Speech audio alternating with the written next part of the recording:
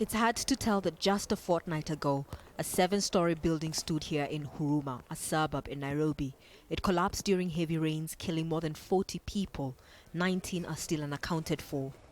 The government-led search and rescue operation has now been called off, and debate has shifted to the quality of city buildings, mainly in poor neighborhoods.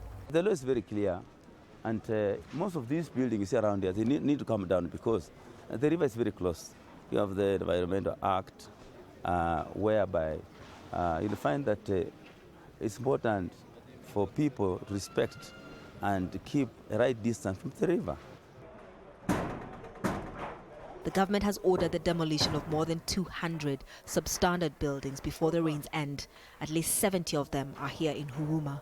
So residents try to salvage whatever they can as quickly as they can before government bulldozers arrive. More than 500 families have been forcefully evicted from similar homes. Look at this building right next to the river. The government says it's an illegal construction that must be demolished. People were living here until they were forced to move out just last week. And what many are asking is how such buildings were constructed in the first place. The government says many of the buildings were constructed without proper approval, but some critics argue that poor planning and corruption are mostly to blame.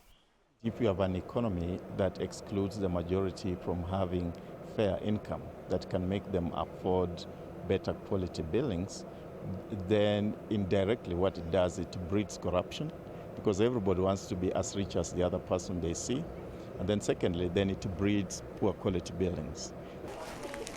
Back in Huruma, survivors of the building collapse tragedy and those evicted from condemned buildings receive food, household items and money to start over. Yvonne Anyango lost 5 family members in the collapsed building. They had lived there for less than a month. In Nairobi, everyone is hustling to survive. All I want is a house I can afford. It would be very hard for me to know which buildings are well built or not. If I find people living there already, then I don't give it a second thought. The government will start demolishing these buildings in the coming weeks, but Kenyans are skeptical. Those we talked to say that as long as there's high demand for housing, together with corrupt government officials and builders who want to cut corners, then the problem will not be solved by bringing down a few buildings. Catherine Soy, Al Jazeera, Nairobi.